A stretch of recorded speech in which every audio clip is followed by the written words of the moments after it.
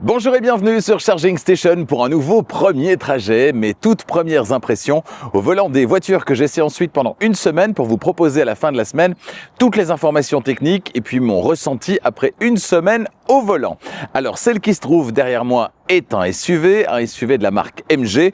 On a essayé récemment le MG S5 EV, véhicule qui m'avait plutôt impressionné positivement. Il y a pas mal de choses bien pensées dans ce véhicule. Et bien là on essaye cette semaine son grand frère, c'est-à-dire le MG S6 EV, véhicule encore plus impressionnant au niveau de la taille, mais est-il impressionnant au niveau de ses qualités? Eh bien, c'est ce que je vais tenter de déterminer dans le grand essai, évidemment, mais déjà, premier aperçu dans ce premier trajet, quelques dizaines de kilomètres donc, pour ce premier trajet, histoire de se faire une première petite idée. Alors, est-ce que cette idée sera confirmée dans le grand essai? Est-ce qu'il y aura des nuances? C'est généralement le cas. Eh bien, pour le savoir, ne manquez pas, bien sûr, également, le grand essai diffusé donc dans quelques jours. MG S6 EV, on va en faire le tour à l'extérieur, le coffre, les places arrière, les places avant, le tableau de bord et puis quelques dizaines de kilomètres, quelques dizaines de minutes donc à son volant, vous les passez en ma compagnie et je vous en remercie. Allez, on démarre avec l'extérieur. Premier trajet avec Coyote, à vos côtés sur la route pour votre premier trajet et tous les autres.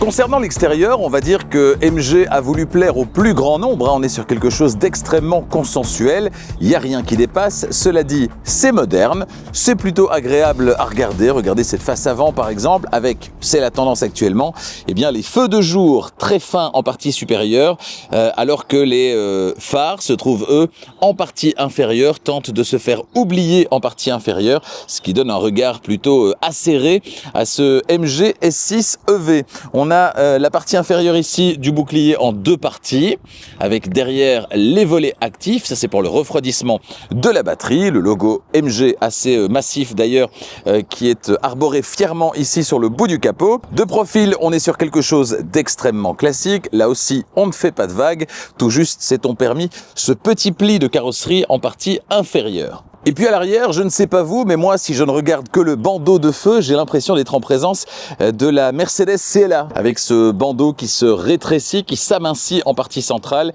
et qui s'élargit aux extrémités au niveau des feux arrière. Dites-moi ce que vous en pensez là aussi dans les commentaires. Bref, je dirais un véhicule bien dessiné, histoire de plaire au plus grand nombre. C'est sans doute le but recherché par MG, qui, je pense, a une carte à jouer dans le secteur très prisé des SUV familiaux électriques avec ce MG S6 EV. Petit tour dans le coffre, la commande électrique est ici. Le coffre avec en partie supérieure le cache-bagages avec enrouleur, un cache-bagages qu'on peut retirer évidemment. On a ensuite à droite le petit filet de retenue, la petite alcôve, ma petite bouteille se trouve à l'intérieur. À gauche, on a également un petit filet de retenue. On a ici l'extincteur, obligatoire sur toutes les voitures en Belgique. On a une petite lumière ici à gauche. Rien à droite. Et ça, qu'est-ce que c'est? Eh bien, franchement, je n'en ai aucune idée. Alors, ça peut pas être décroché pour les sacs de course parce que c'est juste à côté de la sortie. Je n'ai aucune idée de ce que c'est. Si vous avez une petite idée, eh bien, dites-le moi dans les commentaires. Il y en a un de chaque côté. Sous le plancher du coffre, vous espérez voir un espace de rangement. Eh bien, non. Tout ce qu'on trouve là, c'est la batterie 12 volts. Dommage. Je tire deux fois pour ouvrir le capot. Ça veut dire qu'il n'y a pas de petite tirette supplémentaire à lever. Verdict. Oui, effectivement, un frug de belle capacité qui est d'ailleurs supérieure sur la version à 2 roues motrices, qui n'accueille qu'un moteur à l'arrière, il y a donc plus de place à l'avant. Ici, on est en présence de la version à 4 roues motrices, on a donc une profondeur un petit peu inférieure. La trappe de recharge, elle est ici, la petite poignée tout à fait classique ici, et là quand on rentre, je dois vous dire que c'est un petit peu la claque. Alors je ne sais pas si ça va bien passer avec tout ce soleil qu'on a aujourd'hui, mais regardez les sièges, les appuis-têtes ici, des sièges, c'est très qualitatif, ça c'est vraiment très très qualitatif, ça fait très premium. Regardez ici, on a un matériau qui est tout doux, on a du simili-cuir, matériau tout doux, avec ces reliefs comme ceci. Franchement, c'est super bien. On a un plancher qui est parfaitement plat et je m'installe sans problème à l'arrière. Alors, regardez, ça c'est vraiment génial. Beaucoup de place. Le siège avant est réglé pour mon 1m90, mon 1m90 et j'ai ça entre les genoux et le siège avant. Donc ça, c'est vraiment super. De la place pour mettre les pieds également sous le siège avant. Beaucoup de place et j'ai les cuisses qui reposent quasi entièrement sur la banquette. Donc ça aussi, c'est très très bien. Franchement, là, on est hyper bien installé. Et par rapport à la planche de bord, vous le voyez, j'ai l'impression d'être assis plutôt bas, ce qui veut dire que j'ai beaucoup de place au-dessus de la tête. J'ai ça au-dessus de la tête. Donc, c'est vraiment très, très confortable. J'ai pas du tout l'impression d'être engoncé dans cette voiture. Concernant la connectique, 2 prises USB-C ici à l'arrière. Et maintenant, on va aller faire un petit tour à l'avant, non sans vous avoir annoncé qu'il y a un toit vitré avec un Velum électrique sur cette voiture qu'on commande à partir de là. Allez, on file à l'avant. À l'avant où l'impression de qualité est toujours bien présente, on a ici des matériaux moussés, on a ici un matériau texturé, je ne sais pas si vous voyez bien, un matériau texturé qui est très qualitatif, très valorisant. Ici c'est du simili-cuir, moussé également. Franchement, il y a un bond en matière de qualité perçue qui est indéniable. On a ce même matériau texturé ici, vous le voyez, on a des matériaux mat. On n'a pas de piano black ici, hein, vous voyez un tout petit peu ici, mais franchement, c'est très très bien. Ici, mon téléphone avec la recharge par induction, un seul téléphone et une recharge qui est ventilée, vous le voyez, histoire de recharger dans les meilleures conditions. Des petits porte-gobelets bien intégrés. Franchement, l'ensemble est hyper qualitatif. Hyper qualitatif. Bon, alors ça va se gâter un petit peu certainement quand on va parler du volant.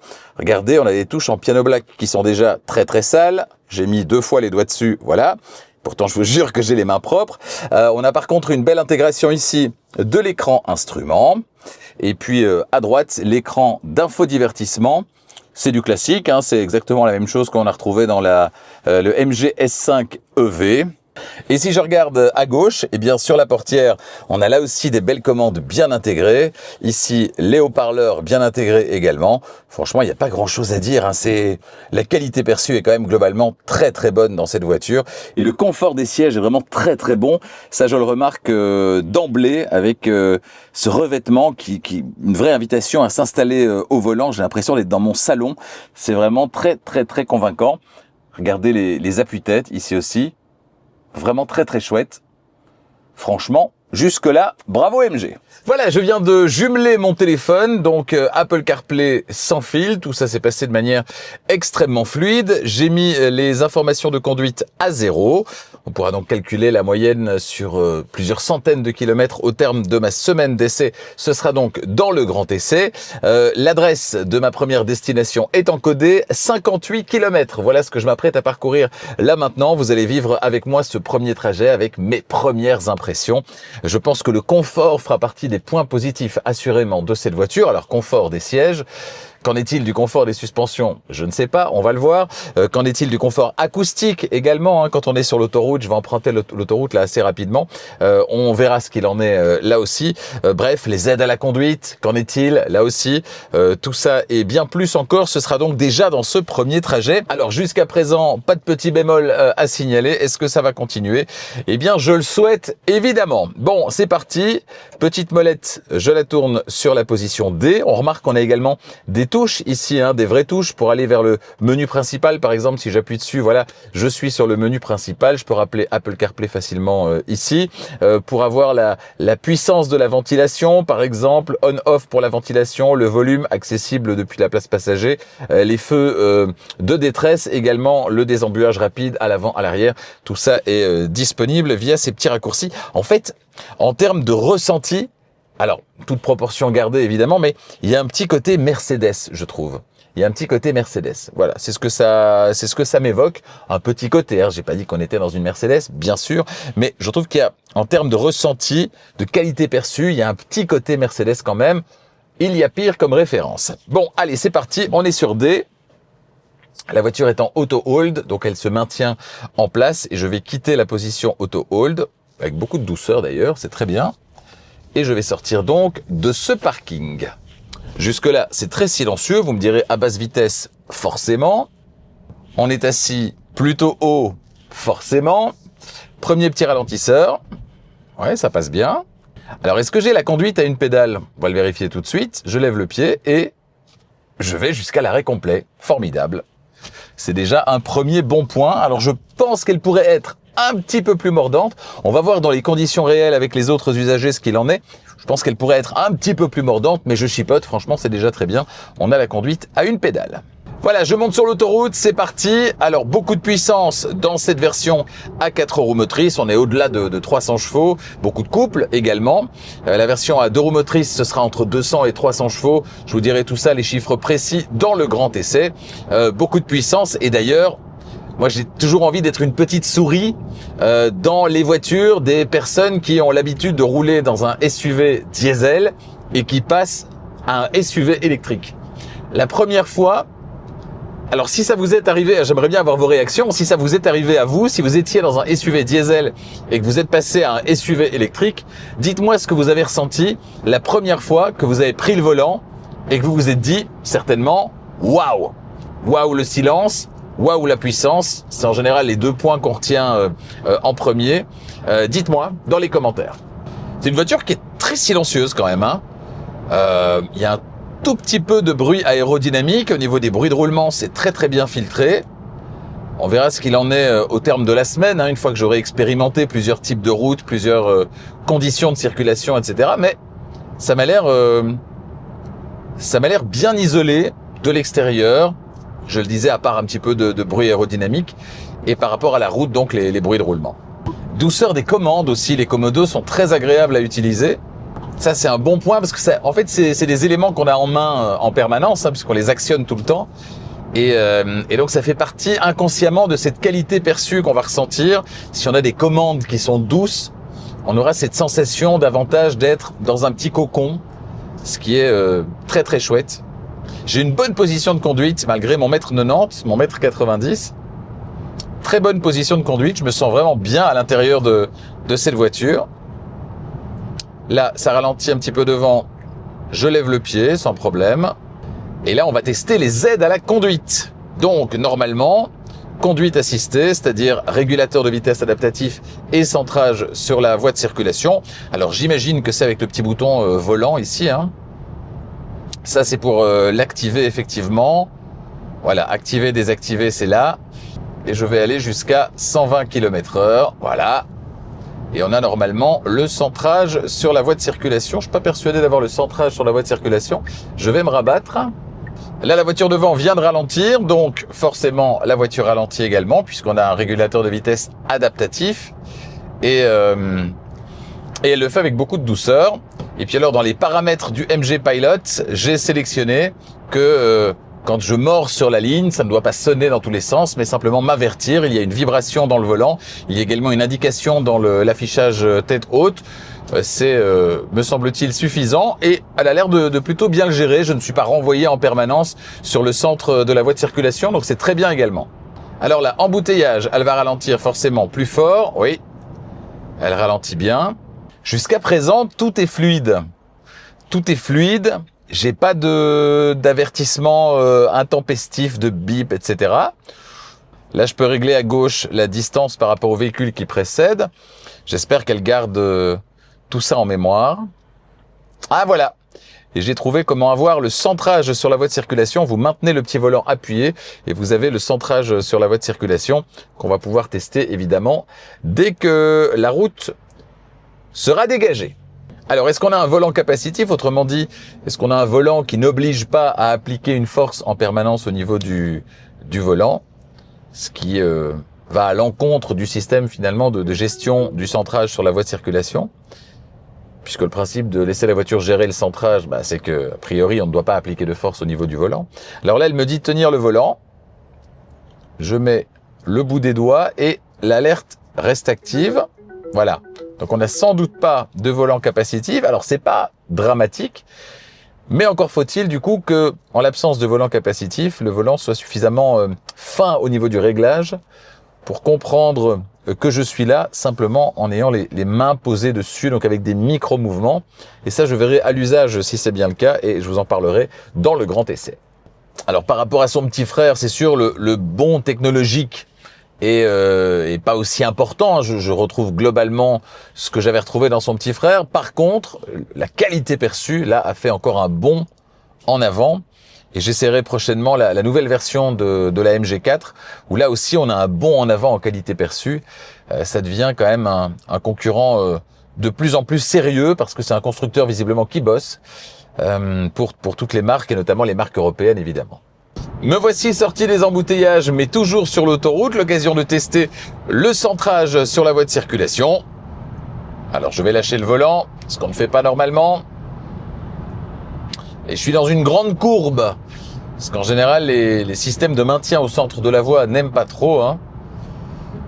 Et je dirais, bon voilà, veuillez tenir le volant, je dirais que concernant le centrage sur la voie de circulation, ça m'a l'air plutôt pas mal à vérifier durant cette semaine, mais ça m'a l'air plutôt pas mal. Et là, je remets les mains sur le volant, histoire de vérifier que, avec les mains sur le volant, en l'absence de volant capacitif, eh bien, la voiture sait que je suis là et donc ne me rappellera pas à l'ordre. Mais là, je vais sortir de l'autoroute, donc je doute d'avoir le temps de pouvoir tester ça. Je vous dirai aussi dans le grand essai ce qu'il en est. Le rendu général est quand même très premium. Je dirais que ce qui pêche toujours un peu quand même, c'est l'affichage. Vous voyez, l'écran instrument, l'écran d'infodivertissement. C'est pas la catastrophe, mais c'est pas ce qu'il y a de plus moderne. Alors quand vous avez Apple CarPlay sur l'écran d'infodivertissement, vous vous en rendez pas forcément compte, mais il reste quand même l'affichage sur l'écran instrument. Voilà, c'est un petit peu old school quand même. Alors là, je ne réfléchis pas puisque je suis en train de vous parler et spontanément, je lève le pied de l'accélérateur, voilà, et la voiture ralentit suffisamment. Donc je pense que le calibrage de la conduite à une pédale est extrêmement convaincant. Rien à dire là aussi. Bon, bientôt la fin de ce premier trajet. Merci de l'avoir effectué avec moi. Comme à chaque fois sur Charging Station, premier trajet, c'est l'occasion d'avoir ces toutes premières impressions qui seront confortées ou pas dans le grand essai. Rendez-vous donc dans le grand essai pour le découvrir. Alors, si je fais un premier petit bilan à l'issue de ces quelques dizaines de kilomètres au volant de cette voiture, le bilan, il est très positif. Au niveau de la ligne, c'est très subjectif. Chacun se fera son petit avis. Tout le monde va pas se retourner sur son passage, c'est sûr, mais ça va plaire au plus grand nombre, ou en tout cas ça va déplaire à un minimum de personnes. C'est sans doute le but recherché. Chacun se fera donc son petit avis sur la ligne de cette voiture, mais franchement c'est pas désagréable, c'est plutôt moderne d'ailleurs. Concernant le confort de conduite, les sièges sont extrêmement confortable, ça c'est un gros point positif. On est hyper bien installé, c'est un vrai salon. Cette voiture, c'est très agréable. Concernant les bruits de roulement et les bruits aérodynamiques, c'est globalement très très bien maîtrisé, donc pas trop de soucis de ce côté-là non plus. Concernant les aides à la conduite, ça fonctionne bien. On a le MG Pilote personnalisé qui permet de déterminer ce qu'on veut, ce qu'on ne veut pas, d'enregistrer et de récupérer l'ensemble des réglages en une fois à chaque trajet si on le souhaite. On fait un petit swipe down, comme on dit méchamment en anglais, et on appuie ici sur le bouton MG Pilote personnalisé. Franchement, c'est très très bien. Les aides à la conduite qui ne sont pas envahissantes, on l'a dit. Bref, il n'y a pas grand chose à dire à ce stade de vraiment négatif. J'ai un affichage tête haute dont la luminosité pourrait être plus importante, mais on peut peut-être le régler dans le système d'infodivertissement. Je vais checker ça. Ça démarre plutôt pas mal au volant de cette voiture et la moyenne au final s'établit à 19,3 kWh au 100 sur ce premier trajet. Je vais laisser tout ça calculé en silence et dans le grand essai, je reviens vers vous avec les informations précises après plusieurs centaines de kilomètres au volant de cette voiture. Je pense que je vais passer une semaine plutôt agréable à son volant. Voilà, n'hésitez pas, si vous avez des questions, posez-les dans les commentaires de cette vidéo premier trajet. N'hésitez pas à partager cette vidéo si vous l'avez appréciée, mettez un petit pouce, ça ne coûte rien et ça aide vraiment à faire grandir la chaîne. Et puis si vous n'êtes pas encore abonné à Charging Station, eh bien faites-le maintenant. Et n'oubliez pas d'activer la clochette des notifications pour être prévenu dès qu'une nouvelle vidéo électrisante est disponible. Merci encore de votre fidélité et à bientôt.